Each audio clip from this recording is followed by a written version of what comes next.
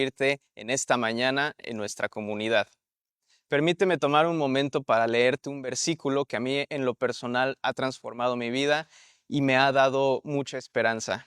Es Hebreos 4:4 y dice, porque así ha dicho en cierto lugar acerca del séptimo día, y Dios reposó en el séptimo día de todas sus obras. Por lo tanto, nosotros tenemos ese reposo junto con Él, porque Él es nuestro Padre, Él es nuestro Creador y Señor.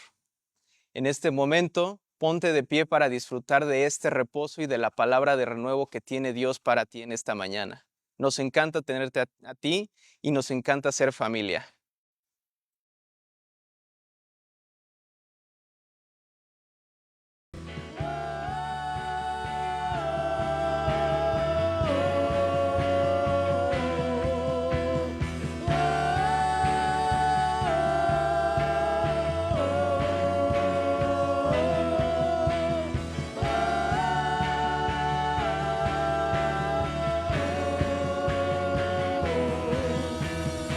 Eres quien salva, viniste por mí, peleaste por mi corazón.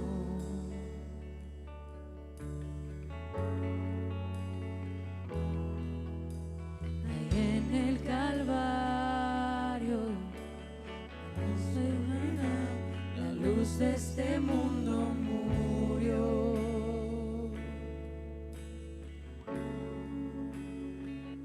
Con solo hablar, disipas mis fracasos y temor. Tú viniste para darnos salvación. Si la muerte derrotaste, yo también. Tu misericordia veo en la creación. Cada escena pinta un cuadro de tu amor. Si elegiste ser un siervo, yo también. Puedo ver tu amor por la humanidad.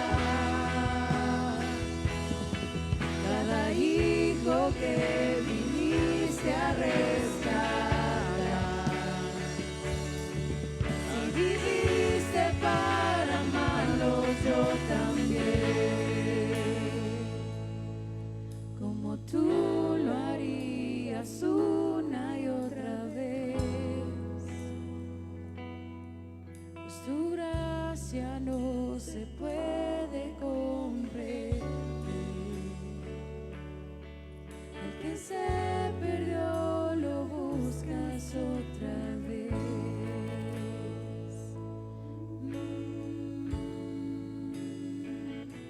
Yo también.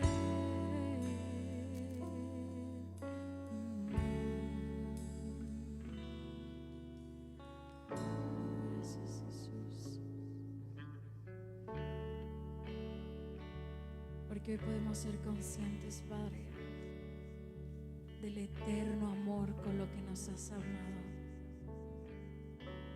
Hoy nos podemos hacer conscientes de la forma en la que has perseguido nuestro corazón.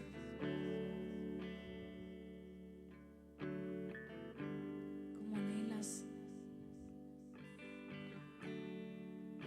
estar con nosotros.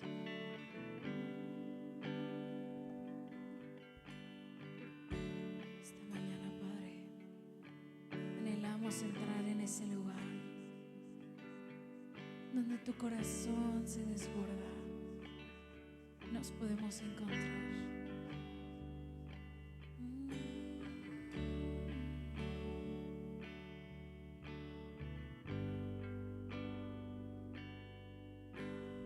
Tú eres el principio,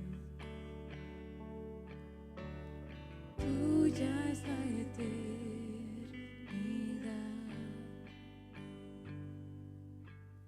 Llamaste al mundo existencia, me acerco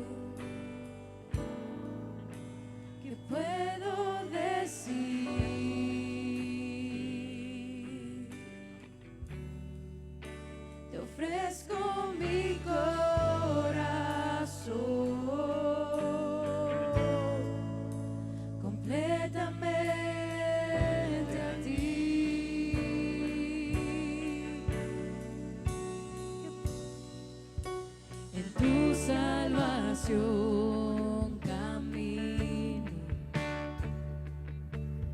tu espíritu vive en mí. Declararé tus promesas, me acerco a ti. ¿Qué puedo hacer?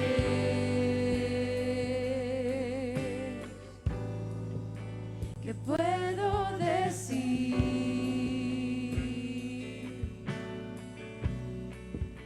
Te ofrezco mi corazón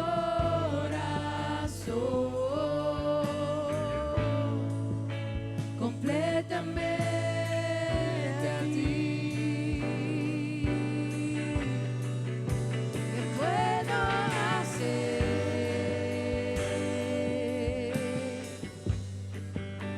¿Qué puedo decir?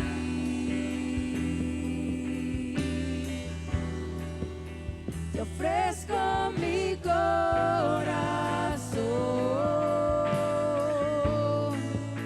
completamente a ti.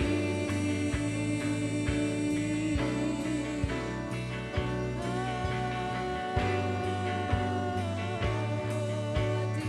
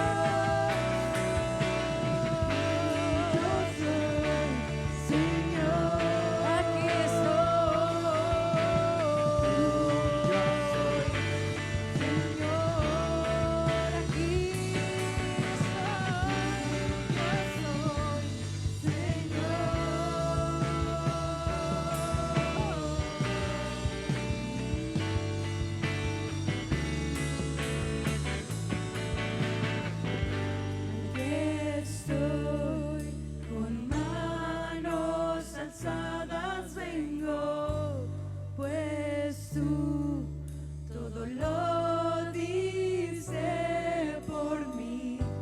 Aquí estoy, mi alma a ti entrego, yo soy, Señor. Los pastores les mandan mucho amor y saludos. Invitaron al pastor a compartir a un aniversario de una iglesia. Esta mañana, antes de iniciar con la palabra, me gustaría que cierres ahí tus ojos y que podamos como tomar este momento para agradecerle a Dios, primero reconocer a Dios en nuestro espacio, porque creo que es bien importante. Y poder agradecer todo lo que Él ha hecho por nosotros en esta semana, en estos días, porque Él ha sido bueno con nosotros. Y puede ser que hay algunos aquí que digan, no, pues esta semana no me la pasé tan bien, pero creo que si nos sentamos a contemplar lo bueno que ha sido Dios, podríamos encontrar muchas cosas que Él ha hecho. Señor, te agradecemos por tu bondad en nuestras vidas. Gracias porque siempre eres bueno.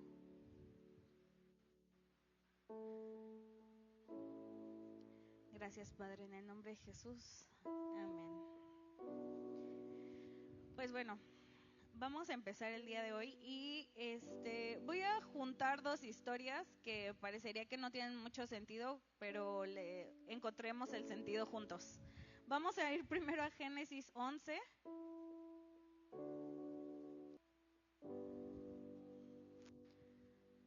Y en Génesis 11:1, no sé si alguno de ustedes ha leído la historia de la Torre de Babel en algún momento de sus vidas, pero la vamos a leer si no lo han hecho. Y en esta historia dice, en algún tiempo en que todos los habitantes del mundo hablaban el mismo idioma, usaban las mismas palabras, al emigrar hacia el oriente, encontraron ahí una llanura en la tierra de Babilonia y se establecieron ahí. Comenzaron a decidirse unos a otros, vamos a hacer ladrillos y endurecerlos con fuego.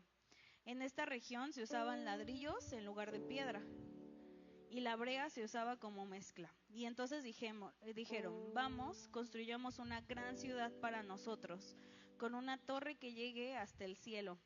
Y eso nos hará famosos y evitará que nos dispersemos por todo el mundo.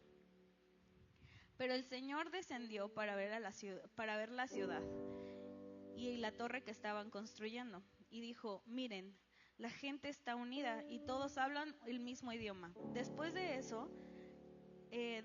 esto, nada de lo que se propongan hacer les será imposible. Vamos a bajar a confundirlos con diferentes idiomas y así no podrán entenderse unos a otros. De esta manera el Señor los dispersó por todo el mundo y ellos dejaron de construir la ciudad. Y por eso la ciudad se llamó Babel, porque ahí fue donde el Señor confundió a la gente con distintos idiomas y así los dispersó por el mundo. Y pues les estaba contando a los chicos de uno que hay como diferentes maneras de leer la Biblia. Y cuando tú lees el Antiguo Testamento y lees esta historia, como que dices así como de, ¿pero cuál es el problema? O sea, aquí el malo de la historia sería Dios, ¿no? Porque estaban todos muy bonitos, unidos, en armonía, juntos, muy lindo, ¿no? O sea, es como lo que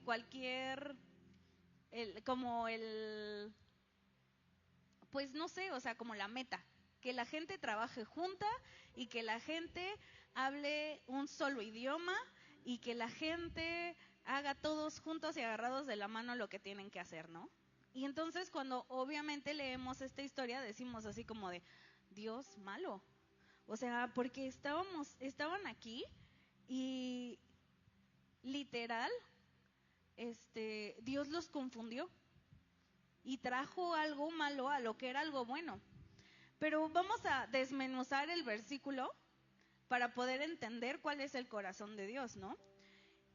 Dice que en ese momento vamos a ir al 3 y dice, y comenzaron a decirte unos a otros, vamos a hacer ladrillos y endurecerlos con fuego. Y cuando en la Biblia, cuando se nos menciona algo tan importante como esta descripción de, no era piedra, eran ladrillos, es porque hay algo importante que pensar en esto. Ahora, a muchos les parecería raro y a mí también me parece muy extraño, pero estoy dando la materia de historia en la escuela donde yo estoy.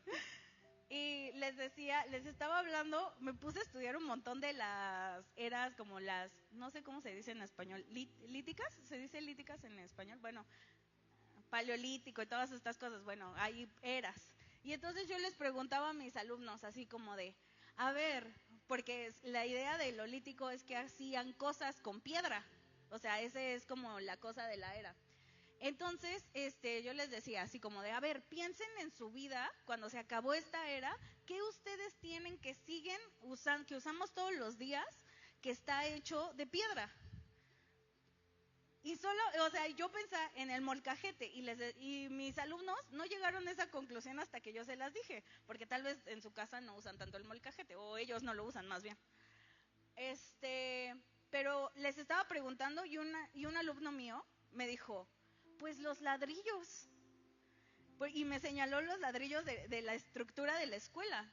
Y entonces yo me volteé y yo dije, claro, o sea, para él es una piedra, pero los ladrillos no son piedra. O sea, los ladrillos alguien los hizo. O sea, no sé si les han salido, es que a mí luego me salen unos videos muy extraños, pero luego me salen videos de personas haciendo ladrillos. No les han salido, mamá ya sí entiende. Ahí todavía no. Todavía no llego a ese punto, pero gracias. Gracias a todos los de, ay, ¿sí se pudo? Ay, es que arruiné el programa de la iglesia. Lo borré sin querer. Pero bueno, ya lo resolvieron, gracias a Dios. Me quito un peso de encima. Entonces, los ladrillos están hechos por humanos, ¿sí o no? Ya a mamá y a mí que nos salieron los videos, sabemos perfectamente que alguien los hace. Entonces es muy chistoso que para construir esta torre de Babel y esta torre que ellos hacían, todo estaba creado por ellos. No había nada que Dios les hubiera dado, era algo que ellos hicieron. Ellos hicieron los ladrillos, los endurecieron y entonces después de que los endurecieron empezaron a crear la ciudad. Y dice que ellos dijeron, ¿cuál era el propósito de la ciudad? O sea, no sé si los fundadores de las ciudades hacen esto. Yo la verdad no me sé la historia de la fundación de Querétaro, pero en esta fundación de la ciudad tenía un propósito. Y dice, vamos a construir una ciudad para nosotros con una torre que llegue hasta el cielo. Y eso nos hará famosos. Y evitará que nos dispersemos por todo el mundo. O sea, el propósito de la ciudad estaba claro.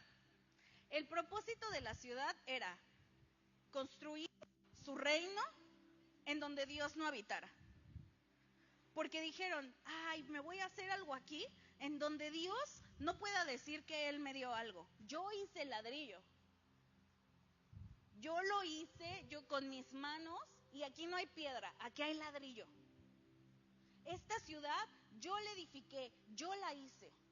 Y no solamente la ciudad lo que va a ser así como juntarnos a todos.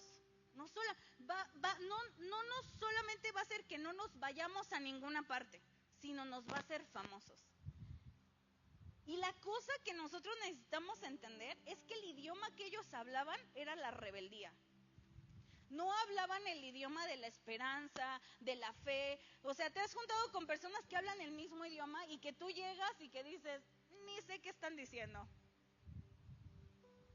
O sea, cuando estaba yo con mis amigas, tenía unas amigas que eran brasileras, cuando vivía en Estados Unidos, y me encantaba porque haz de cuenta de que me decían su Mexican friend, así me decían. O sea, muchas, ni me decían mi nombre a veces, solo me decían The Mexican, y yo, porque era la única mexicana. Y entonces me acuerdo que hubo una vez que me invitaron a su casa para arreglarnos para salir, y cuando yo estaba ahí, todos estaban hablando en portugués. Puede sonar igual, pero no es lo mismo. Yo no entiendo nada de portugués, pero nada. Se los juro que mi amiga me hizo un trato de, yo te enseño a hablar portugués y tú a mi español, y yo bien valía, así a los 20, así de, sí, obvio.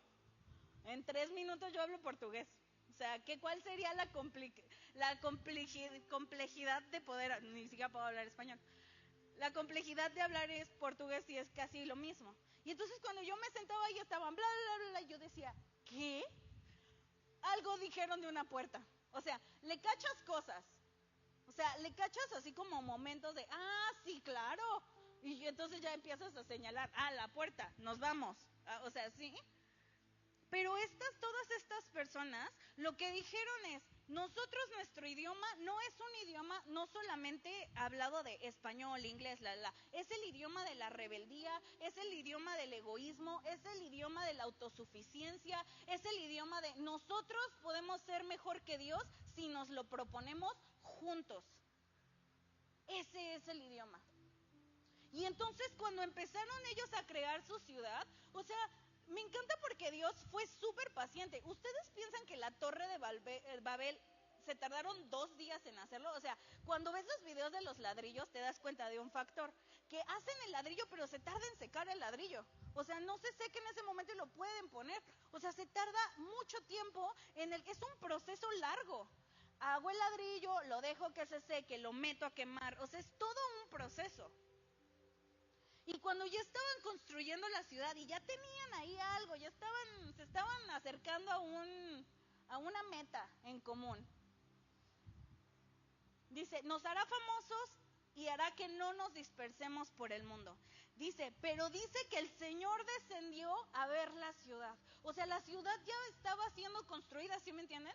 O sea, Dios no llegó aplastantemente a destruirle ¿alguna vez le han destruido a alguien algo de Lego? ¿O su castillo de arena? O sea, que se siente, para nosotros humanos mala onda, se siente bien gratificante, ¿no? No es cierto. Cuando estás así, tú... Nah. O sea, Dios no llegó y dijo, bueno, destrucción total. No empezaron a ponerse de acuerdo y Dios dijo, bueno, destrucción total. No, o sea, Dios les dio tiempo para que pensaran lo que estaban diciendo. Dios les dio tiempo para que se dieran cuenta de que no importa qué tan alto pudieran poner la torre, no iban a llegar al cielo. Y entonces Dios les dio tiempo. Te vas a esforzar, o sea, el cielo lo puedes tener por mí. Pero tú has decidido, con todo lo que tú eres, esforzarte y no solamente hacerlo durante años, hacerlo durante generaciones, esforzándote por conseguir algo que ya tienes. Ok. Baja Dios a ver la ciudad. Y cuando baja, dice,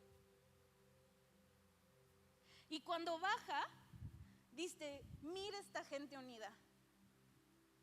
Qué bonito cumplido.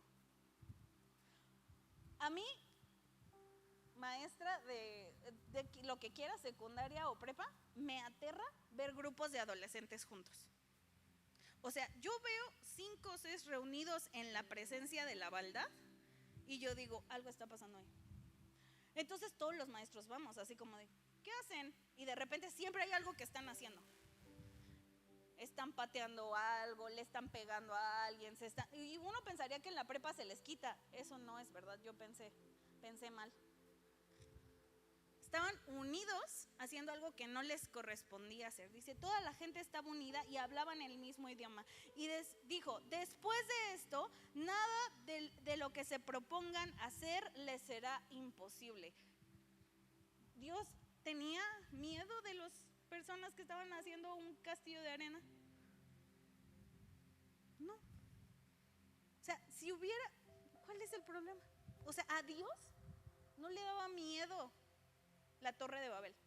No le causaba un conflicto que estuvieran creando algo grande que ellos pensaban que iba a ser lo mejor. No. Lo que Dios tuvo que detener era la rebeldía.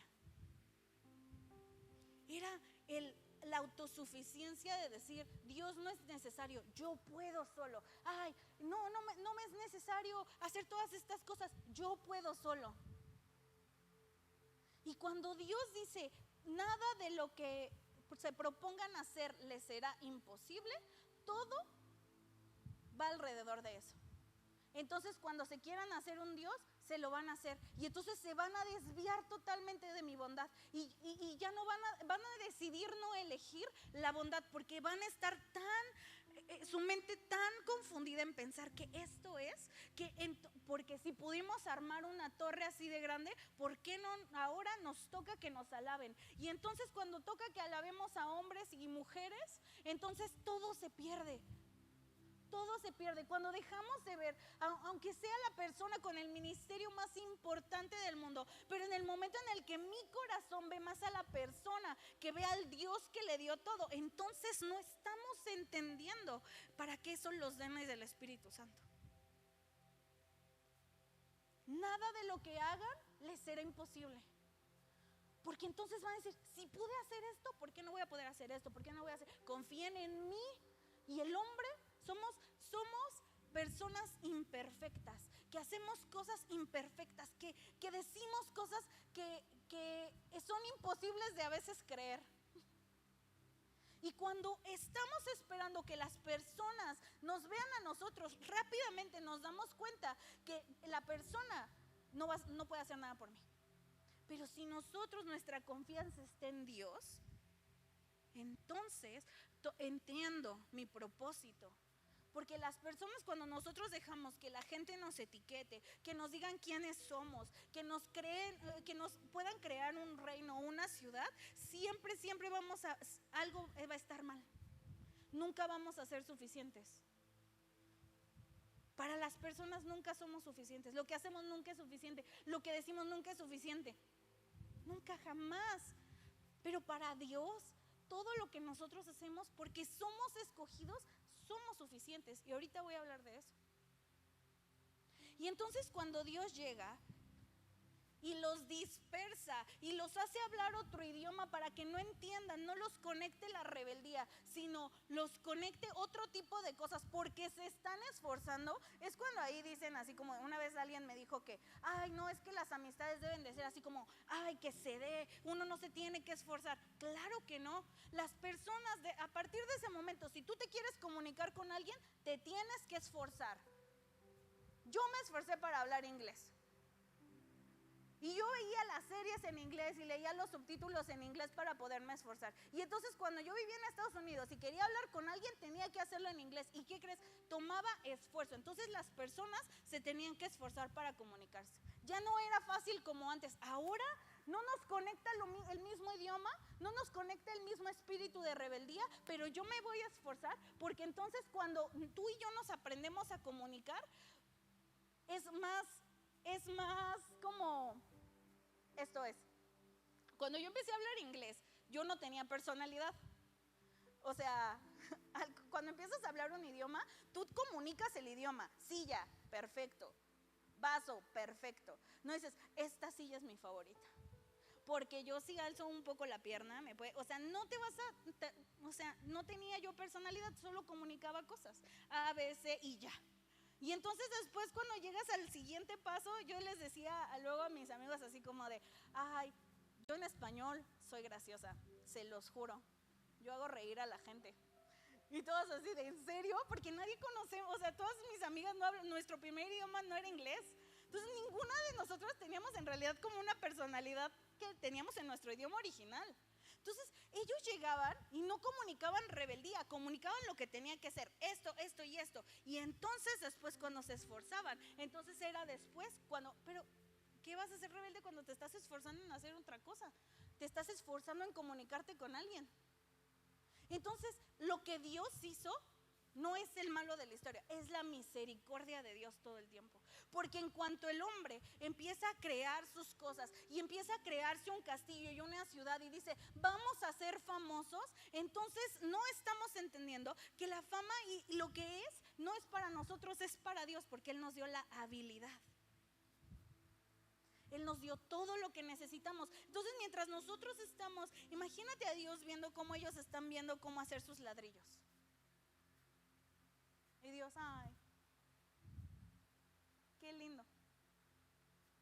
Para los papás cuando les tocaba ver a sus hijos hacer sus castillos de arena, y tú sabías perfecto que ese castillo de arena en cualquier momento se iba a caer, ¿no? O sea, nadie ve una estructura de un castillo de arena de un niño y dice, eso va a durar para siempre. Claro que no. Y Dios así veía. Y entonces cuando bajó a la ciudad dijo, y que imagínense ver a Dios rechecando la ciudad a ver cómo estaba. A ver si no se iba a inundar, a ver qué hicieron. O sea, ¿cuál es? Baja, y ¿por qué lo puede ver desde donde quiera? O sea, es Dios, es omnipresente, es omnipotente, es lo que sea. Pero dice, baja y ve a la ciudad. Porque yo creo que en ese momento, no dice en la Biblia, pero yo creo que Dios se bajaba y decía, pues ¿qué están viendo? Que yo no estoy viendo, o ¿cómo? Cuando te acercas con un niño para ver qué está viendo, para ver cuál es la travesura que está haciendo, y te bajas así como de, ¿qué está viendo que yo no veo? ¿Cuál es la perspectiva tan diferente? O sea, y entonces Dios tiene que hacer algo, y Dios lo que tiene que hacer es romper estas estructuras de, ay, es que yo soy, es que yo hago, es que yo puedo, es que nos vamos a hacer famosos, es que no sé qué, para decirte, yo te lo puedo dar. O sea, tú el cielo, tú no te tienes que esforzar, por así decirlo, yo ya está aquí. No, es que tengo que hacer lo mejor, tengo que ser la mejor persona para ganarme el cielo. Y Dios así, ¿ya recibiste a Jesús? Sí. No, es que yo tengo que hacer mi tabique. Bueno, pues hazlo. Hombre, más tiempo te quita a ti que a él hacer un montón de cosas. Y ahora vámonos a Mateo. Y ahora sí voy a necesitar la foto en cualquier momento. Mateo 16:13. Y ahorita vamos a ver cómo van a ver esta magia de cómo lo voy a unir. Esta historia dice, cuando Jesús llegó a la región de Cesarea de Filipo, les preguntó a sus discípulos, ¿quién dice la gente que es el Hijo del Hombre? Bueno, contestaron, algunos dicen Juan el Bautista, otros dicen Elías y otros dicen que Jeremías o algún otro profeta. Entonces Jesús le preguntó, ¿y ustedes quién dicen que soy? Y Simón Pedro le contestó, tú eres el Mesías, el Hijo del Dios viviente. Y Jesús respondió, bendito eres Simón Juan, hijo de Juan, porque mi Padre que está en los cielos te lo ha revelado. No lo aprendiste de ningún ser humano. Y ahora te digo que tú que eres Pedro, que significa roca, sobre esta roca edificaré mi iglesia. Y el poder de la muerte no la conquistará. O en otras traducciones dice, y las puertas del Hades. Y te daré las llaves del reino de los cielos, y todo lo que pruebas en la tierra será prohibido en el cielo, y todo lo que permitas en la tierra será permitido en el cielo. Y ahí nos vamos a detener, y ahí les va. En ese momento es bien importante, los detalles de la Biblia son increíbles, porque si tú y yo los buscamos, encontramos un montón de cosas.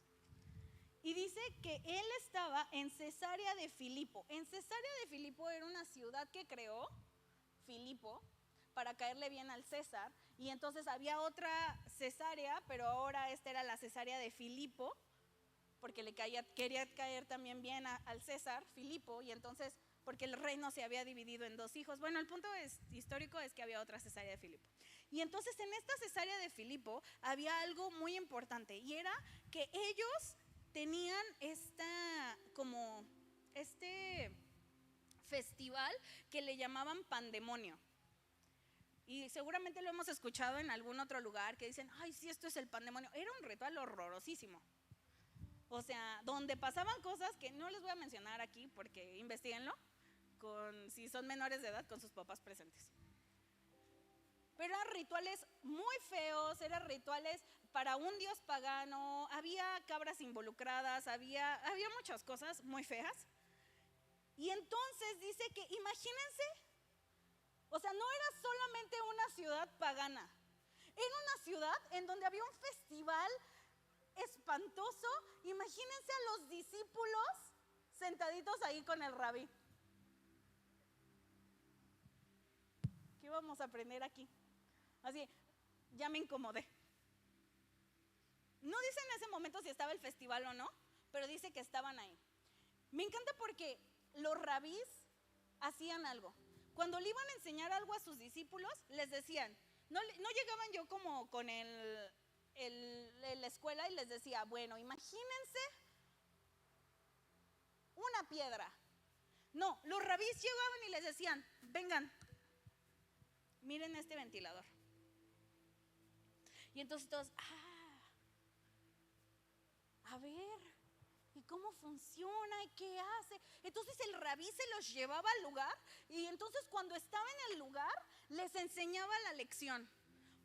Porque no tenía que ser algo abstracto. Ellos necesitaban ver lo que el rabí les estaba diciendo, porque ellos eran visuales, o sea, su enseñanza era visual. Entonces, si el rabí me dice que yo vea, donde apunte el rabí el dedo, yo voy a voltear, porque ahí eso es lo importante. Eso es lo importante. Y antes de que yo llegue a la parte de la roca, necesitamos nosotros entender que si nosotros llamamos a Dios Dios y que nosotros queremos que Dios sea nuestro maestro y que Dios queremos ser como Dios, entonces dice ir y hacer discípulos. Entonces significa que yo como discípulo, donde apunta el rabí, yo tengo que estar viendo. La cosa de los discípulos no era cualquier cosa. Tú eras un discípulo por dos razones. Porque el rabí te veía potencial de que podías ser exactamente como él. O sea, no era solamente te sigo y piensas y aprendes lo que yo te estoy diciendo. No. Un discípulo se sentaba a ver al rabí y lo imitaba en todo lo que hacía. Si el rabí antes de enseñar se rascaba la nariz, el discípulo se rascaba la nariz. Si antes de enseñar le hacía, el discípulo hacía lo mismo. Porque cuando los llamaban, lo que estaban diciendo es, yo veo que tú puedes ser igual que yo. Y cuando en este momento, en esta época de nuestra vida, donde la idea discípulo está tan mal usada que no estamos entendiendo qué es lo que Dios nos está diciendo. ¿Quieres ser discípulo? ¿Queremos ser discípulos? Tenemos que ser unos imitadores. Por eso dice Pablo, sean imitadores. Todo lo que el rabí haga, ustedes lo tienen que hacer. Porque si alguien sabía que era ser discípulo, era Saulo. Él era un maestro de la palabra. Él se encargó toda su vida, y les dije la cronología de estudios de Saulo, porque él sabía perfecto que era ser un discípulo. Entonces cuando él le entregó su vida a Dios y se convirtió en Pablo, él dijo, yo voy a hacer todo lo que Jesús hacía. ¿Lo vi? No, pero Dios me lo va a mostrar. Entonces Pablo es nuestro ejemplo de que él no vio al rabí, pero él actuaba igual que el rabí. Porque él entendía la esencia de que a él lo hubieran llamado discípulo. Él decía, no, es que si tú me estás diciendo discípulo, es un honor ser discípulo. Es lo mejor de nuestra cultura. Es lo mejor. Si tú me vas a hacer discípulo, voy a actuar como discípulo. Si tú me ves potencial de ser como tú, yo voy a hacer lo que tú eres. Por eso Pablo, a pesar de que él era un judío así empedernido, y así se sabía todo el Antiguo Testamento, y él sabía y tenía pasión por el Antiguo Testamento, por eso llega después con Pablo y le dice, ¿tú por qué vas a menospreciar a las personas? ¿Por qué? Porque él tenía un rabí, él sabía, él era discípulo y él sabía que lo último que hacían era menospreciar a alguien. Lo último. Y llega con Pablo y hay un versículo bien intenso, porque imagínense Pablo siendo regañado por alguien que consideraba él menor y además un enemigo hace unos meses. Y llega Pablo y le dice, es que esto no lo tienes que hacer. Imagínense un Pedro. ¿Han leído de Pedro? ¿Saben quién es Pedro? Tremendo.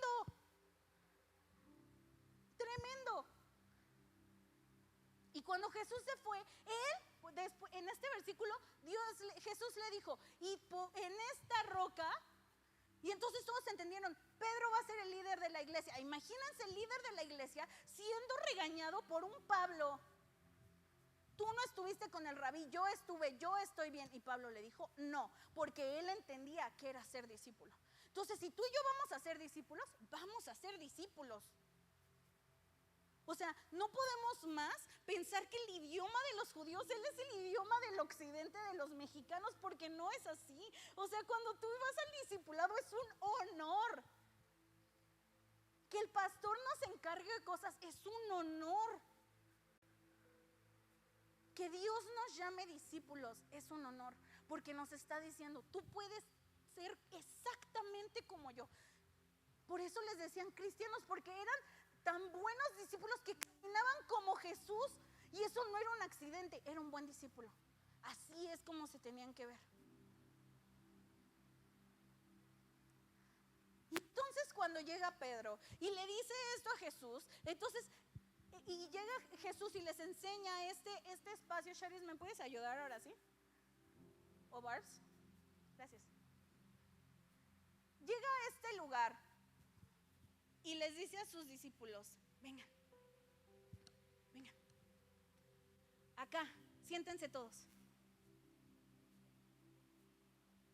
¿Quién dice la gente que soy yo? Ah, qué bonito lugar el Señor escogió, ¿no? Imagínense eso, sentarse en ese lugar, a que alguien te dé, bueno, no sé si a mí me encanta aprender y me encanta tomar clases, o sea, yo soy así de que alguien va a dar una clase y yo, excelente, voy a llevar mi libreta, 3 plumas por si alguien le necesita, 2 cuadernos, ¿qué necesito? Me encanta aprender, me encanta estudiar, me parece fascinante, lo que sea. Entonces llegan los discípulos, wow, y les dice, siéntense aquí. Vean. Y yo creo que Jesús estaba, y atrás estaba la puerta de esa cueva que está ahí. Y ese era un espacio en donde hacían esos rituales del pandemonio. Y ahora, ¿por qué se piensa que aquí fue donde Jesús les dijo esta enseñanza? Porque después de que les pregunte, les dice, bueno, ok, eso es lo que dice la gente. Tú eres mi discípulo, tú has estado conmigo, tú caminas conmigo, tú me ves hacer lo que yo hago, tú me ves orar, tú me ves sanar enfermos. ¿Quién dices tú que soy yo? ¿Quién? Y esa pregunta es una pregunta que no se la tenemos que hacer ni leer así como un texto X. Pregúntate, ¿quién dices tú que es Dios? ¿Quién es para ti Dios? Y a partir de tu respuesta y a partir de tu revelación de quién es Dios, y una vez Charis dio una prédica impresionante de la revelación hace, ¿qué? ¿2 años? Hace 2 años de la revelación personal de quién es Dios. Y entonces cuando nos sentamos y decimos, ¿quién es Dios? Yo todavía pienso en esa prédica de repente. O sea, ¿quién es Dios para mí? Ok, qué bonito espacio. Ok, tengo que pensar, ¿quién es Jesús para mí?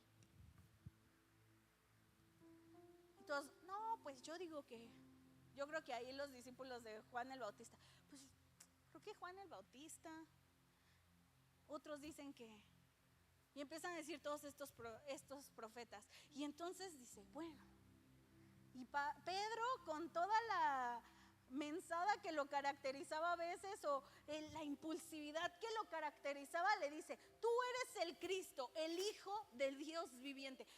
Excelente respuesta. Y aquí te va la respuesta de Jesús, que es impresionante. Y le dice, imagínense en ese momento. Y le dice, esa revelación hace que tú cambies el nombre que todos te llamaban, y te cambia el nombre y le dice, ahora tú vas a ser Pedro.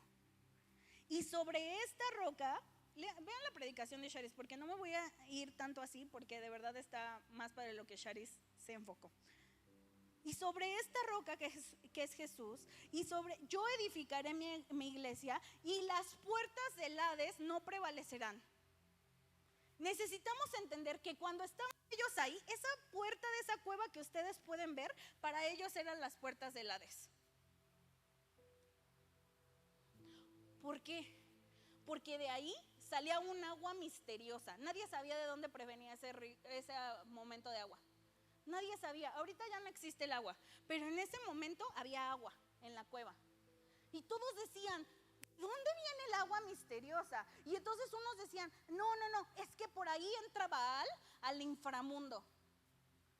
Y entonces cuando Jesús le dice, y las puertas del Hades no prevalecerán sobre la iglesia, necesitamos entender que para ellos esto era un momento impactante en sus vidas, porque no solo se estaba plantando en un espacio donde no los querían, porque eran judíos, en un momento pagano. No solamente estaba haciendo eso, sino les dijo, les digo de todos los lugares donde yo voy a establecer mi reino, les dice, y sobre esa roca yo voy a edificar mi iglesia. Sobre la roca en donde la gente piensa que habita, donde está la entrada de la confusión, la entrada de la maldad, la entrada de lo que no debe de ser. Porque si hay algo que a Dios le encanta es hacer las cosas imposibles en los lugares más difíciles. Le encanta. Ustedes piensan que las puertas del Hades, a mí me da miedo, que yo voy a ir a esconder mi iglesia a un lugar en donde esté bonito, cerca del cielo, encima de una montaña. No, te digo dónde voy a establecer primero mi reino, en el lugar difícil, en el lugar que a todo el mundo le da miedo, que le aterra, donde dice el diablo, donde dice el enemigo que ahí es donde es la entrada de su dominio. Ahí voy a hacer mi iglesia. ¿Y qué? ¿Y quién me va a decir algo? ¿Qué? Yo voy a edificar mi iglesia ahí. Y entonces nosotros necesitamos entender algo muy impresionante. Y es que a Dios nuestros problemas no son un problema. Para Dios nuestras circunstancias difíciles, los momentos más horribles, las circunstancias que más nos da miedo, piensa en algo que te da miedo en la vida. Para Dios, ahí mira, ahí va a decir, aquí. ¿Listos? Voy a hacer mi iglesia. Voy a hacer mi templo. Porque en el templo la gente va y va a adorar a Dios. No es, voy a hacer mi templo y todos lo van a ver y van a decir, ay, qué bonito. No, van a entrar al templo y van a hacer lo que tienen que hacer, y es ir a adorar a Dios y llevar ofrendas. Y la mejor ofrenda que pueden llevar es su corazón. Vayan y llévenla al templo.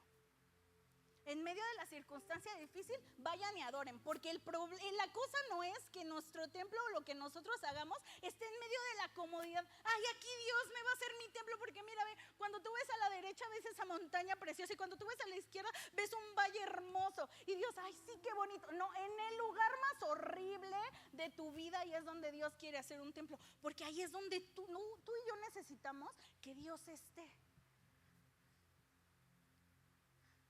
A Dios no le da miedo esconderse en los huecos de nuestra fragilidad, de nuestro miedo, en los huecos de lo que no sabemos que tenemos que ser, en lo peor que hemos hecho en nuestra vida. A Dios no le da miedo plantarse ahí y decir, ok, yo voy a hacer aquí mi templo. Y entonces cuando tú llegues a este lugar, al peor lugar del mundo, vas a entrar con alabanza, porque es un templo. Y tú vas a entrar con un corazón diferente, porque no vienes al problema, vienes a encontrarte con Dios. Tú no vas a la situación y dices, ay, es que mi problema. Tú vas y le dices, ay, es que Dios. Y queremos tratar las cosas, ay, sí, ay, lo leemos en nuestra casa, ay, sí, en esta roca yo edificaré ay, qué bonito es Jesús. No, ellos estaban en la ciudad que más detestaban, de las ciudades que más detestaban. Estaban en un lugar donde no querían estar. No querían estar ahí. Antes de que salieran de la barca, Dios les dijo, aguas con la levadura.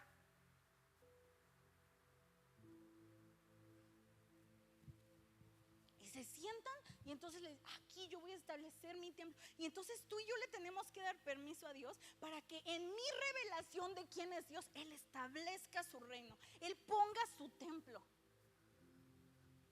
Porque a Dios no le da miedo nuestras circunstancias. Y en las piedras que habían creado la torre de Babel, en los ladrillos que ellos habían dicho de, ay, este es el templo de Baal, ay, aquí vamos a hacer el pandemonio, ay, aquí Jesús en un segundo les dijo, aquí yo voy a poner mi reino. Y cuando yo ponga mi reino aquí, y cuando yo establezca aquí mi reino, entonces, ¿qué crees? Nadie va a decir nada, porque quita al Dios, al gran yo soy, del lugar en donde Él decidió estar. quítalo. Pero nosotros vamos al templo y se nos olvida que en medio del templo, en medio de nuestras circunstancias está Dios. Y nos vamos a sentar y en lugar de decir, ay Dios, ahora veo quién tú eres. Ay, es que sobrepienso todo lo que podría pasar mal. Y lo digo como una persona que sobrepiensa todo lo que podría estar mal, se los juro.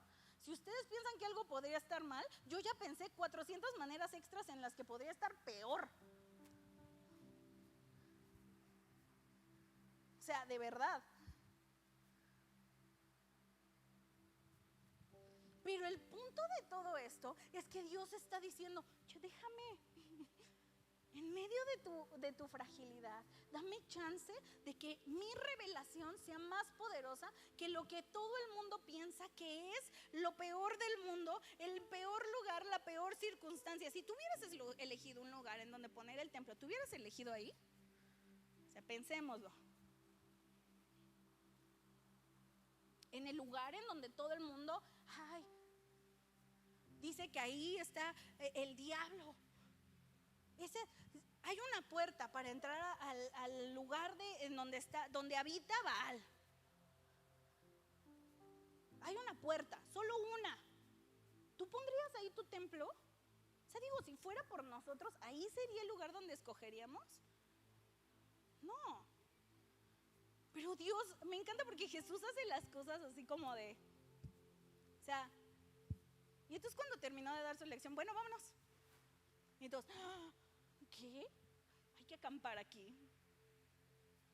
Lo que sí, necesitamos entender que Jesús, lo que hizo con sus discípulos es que les dio una lección. Y así como con nosotros, Dios llega y nos dice algo. Y de eso nosotros tenemos que construir.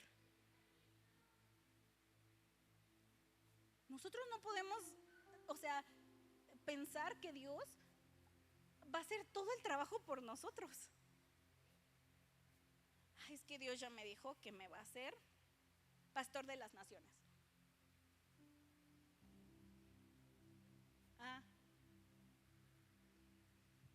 No, ni tengo que leer la Biblia porque, pues así como soy, Dios ya dijo que aquí va a establecer su iglesia. ¿Para qué? La revelación vendrá. Lo que tendrá que pasar, pasará. Pero Jesús va, les da lo que les tiene que dar. Ok, construyan de eso. Vámonos. Y venir a la iglesia y que Dios nos dé una palabra es que nosotros construyamos la palabra.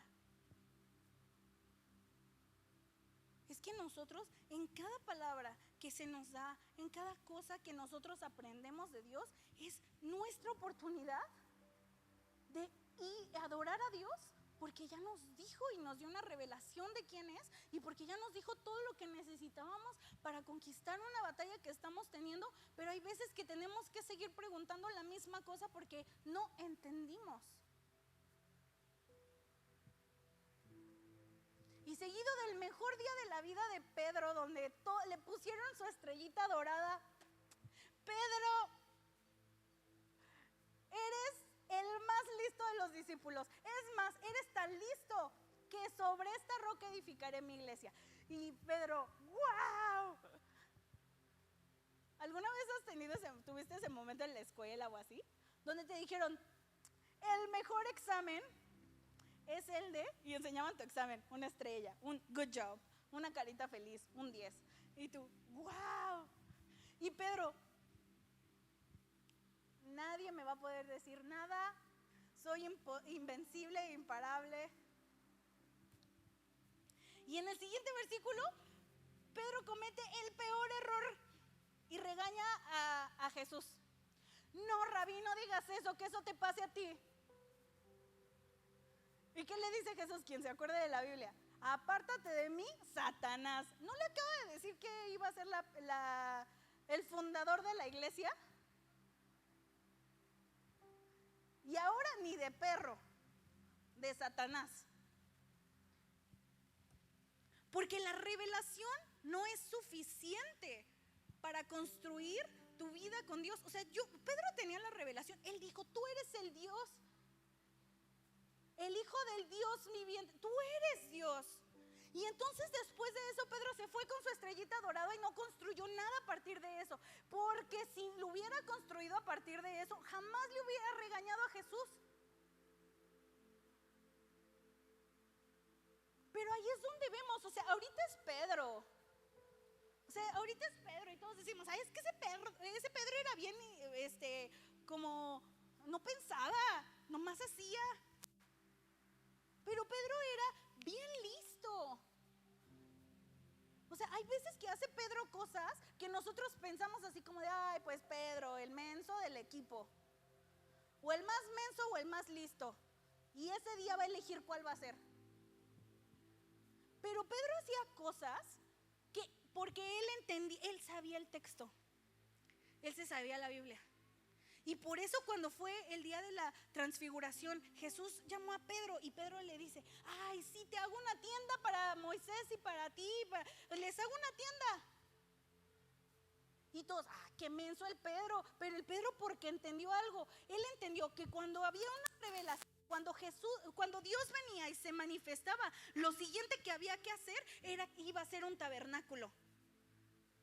Es hacerles una tienda a Dios, para la presencia de Dios, porque Pedro entendía el texto. Entonces él sí terminó entendiendo la revelación.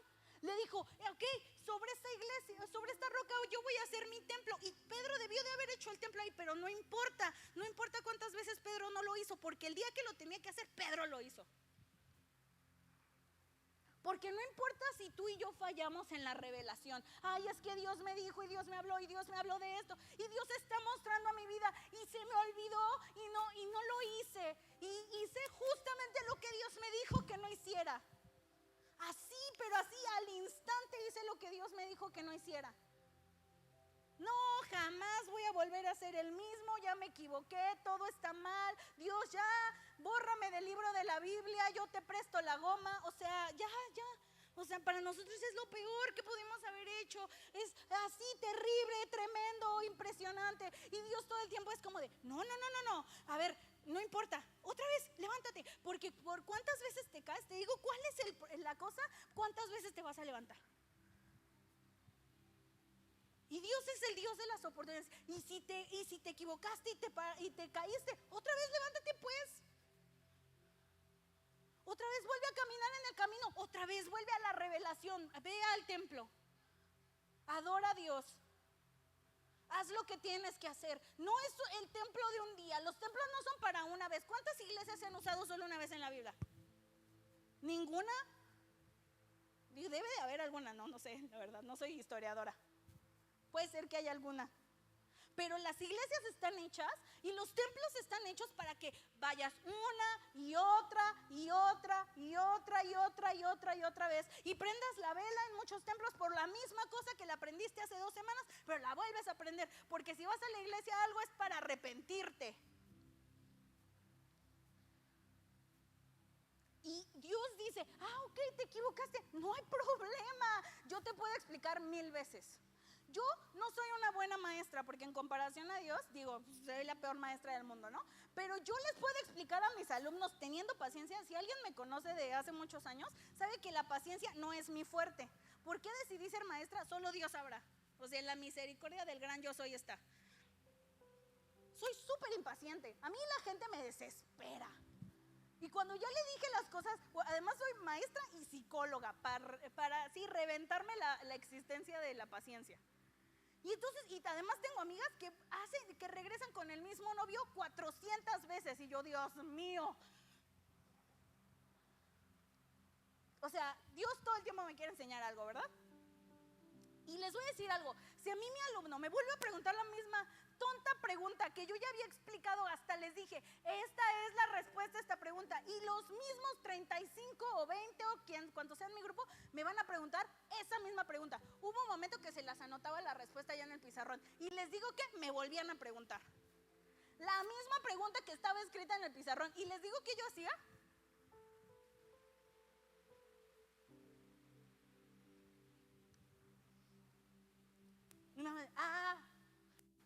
Perdón, teacher. Bueno. Y Dios nos la escribió, nos la dijo, nos la comentó con el pastor, con la esposa, con la pastora, con la hija del pastor, con el profeta que vino, con el que se fue, con la persona de la calle que pasó y te dijo lo mismo que Dios ya te había dicho. O sea, Dios te lo repite muchas veces, pero Dios además es un excelente maestro. Y Él dice, si me preguntas 35,000 veces, 36,000 veces te las voy a explicar. No, es que Dios no me tiene paciencia, no me quiere explicar otra vez, me quiere castigar con el fuego del Hades.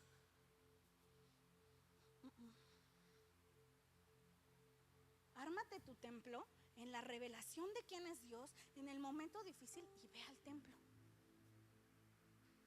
Ay, es que tengo otro problema difícil. Ve al templo. Adora a Dios. Reconoce lo que Dios hizo en el otro templo. Y en la revelación edifica, construye. Haz lo que no habías hecho porque nos da flojera.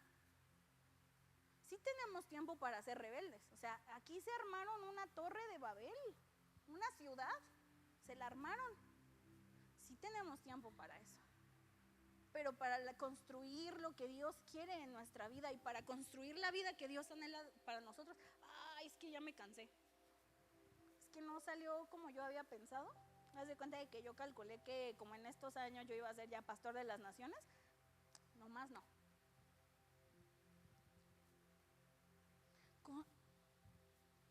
Esforcémonos. Esfuérzate y sé valiente. Recuerda. ¿Qué es lo que Dios te dijo? ¿Quién eres tú?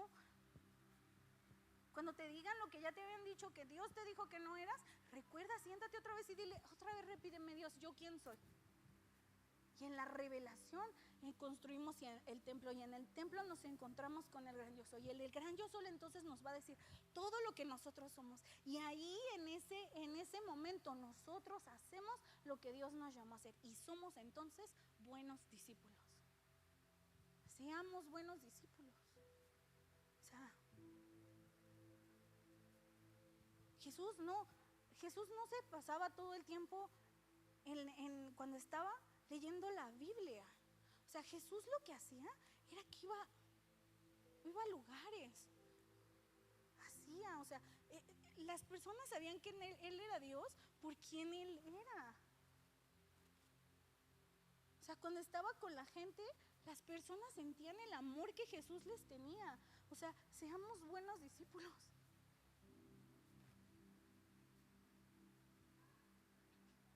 Y no se nos olvide que si Dios tiene la paciencia de decirnos una y otra vez, nosotros tengamos la misma paciencia. Porque así, y no es la primera vez que Dios estableció su reino en medio del caos. La razón por la que pensaban que ese lugar era las puertas del infierno es porque para los judíos el agua representaba caos. Porque el diluvio, o sea, era caos, era muerte, era destrucción. Entonces el agua representaba para ellos caos. Pero cuando Dios salvó al pueblo de Israel y lo sacó de Egipto, partió el caos en dos. Y cuando llega con la mujer y le pide, ¿qué le pide? Agua. Y le dijo, si tú supieras quién yo soy, tú me pedirías a mí algo de tomar. No es el caos, es lo que Dios puede hacer en medio del caos, si le damos chance.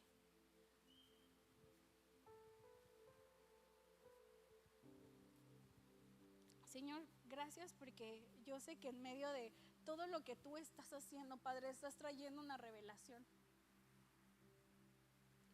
Gracias, Padre, porque yo sé que en medio de nuestras vidas y en medio de lo que, en medio de las circunstancias más difíciles, Señor, tú eres, Señor. Padre, en medio del caos que habita en todos nosotros, en medio de la confusión que habita en la iglesia, Señor, en tus hijos, Padre, en el día de hoy, Señor, nosotros queremos establecer tu reino.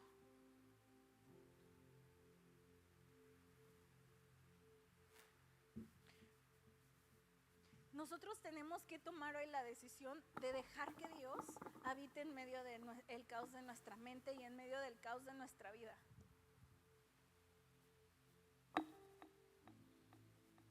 Pero no es un momento en el que tú puedas, o sea, que Dios solo se vaya a establecer. Sino Dios quiere que tú y yo tomemos la decisión de invitarlo a nuestro desastre. Invitarlo a lo que nuestra vida, todo lo que está mal en nuestra vida. Y hoy tienes la oportunidad de que si estás viviendo en un momento de caos, tú le permitas a Dios ser el Dios en medio del caos.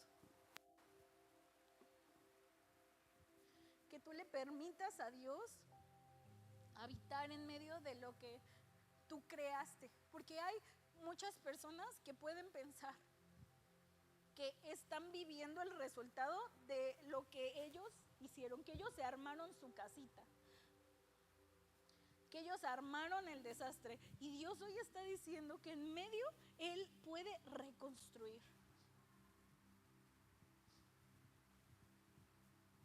En medio de lo que está pasando, Él puede reconstruir.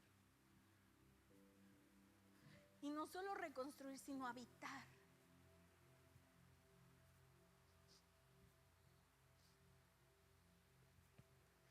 Y no solo habitar, sino que nosotros lleguemos a adorar quién es Él.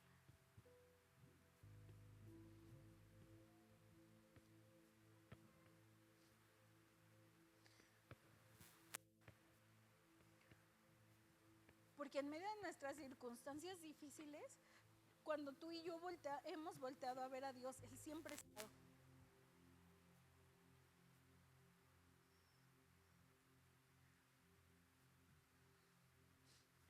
Él nunca ha quitado su mano, Él nunca ha perdido la esperanza en quienes nosotros somos.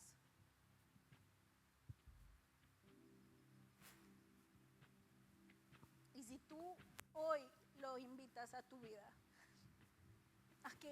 a que Él pueda crear en medio de el lugar difícil, que Él pueda habitar, Dios va a hacer todo lo que tiene que hacer.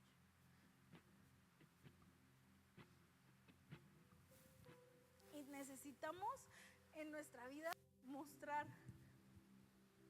que lo que Él hizo es más que suficiente.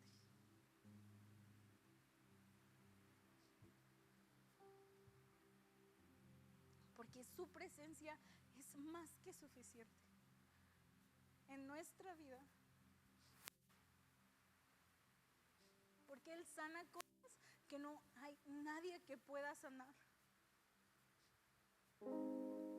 Porque lo primero que hace en nuestra vida es ir y tocar nuestra mente, nuestro corazón.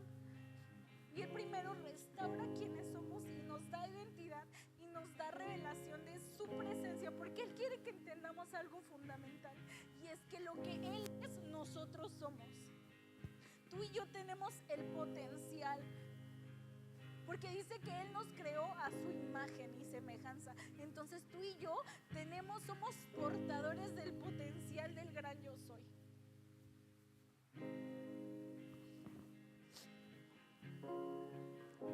Y Dios hoy está llamando a que vivas en ese potencial del gran yo soy.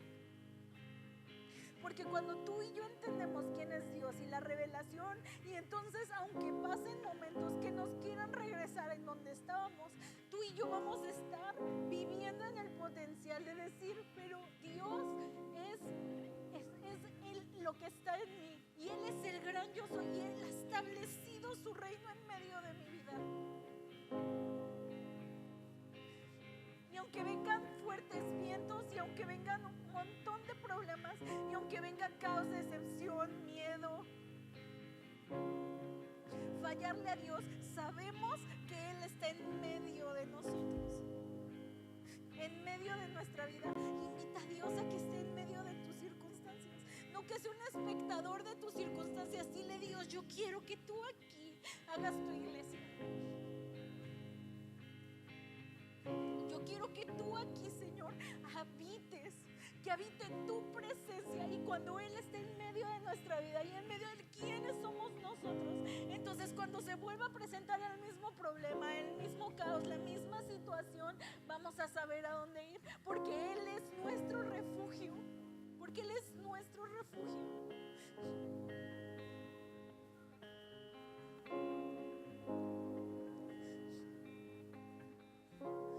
Porque es muy chistoso pensar que en ese lugar en donde se hablaba de que era la puerta del infierno, un lugar muy similar fue donde fue Elías, porque fue una cueva y dice que en la cueva él encontró el refugio. Y él se encontró al gran yo soy, y él se encontró al Dios, el que lo sanó, al que lo sanó de ansiedad y de su depresión. Ahí se lo encontró. Pero la diferencia es que cuando Elías llegó al lugar, él le dijo a Dios: Dios habita en este espacio. Yo no sé cómo pedir, yo no sé qué hacer más, pero tú sabes, Señor. Tú habitas, Señor, en medio de nuestro caos.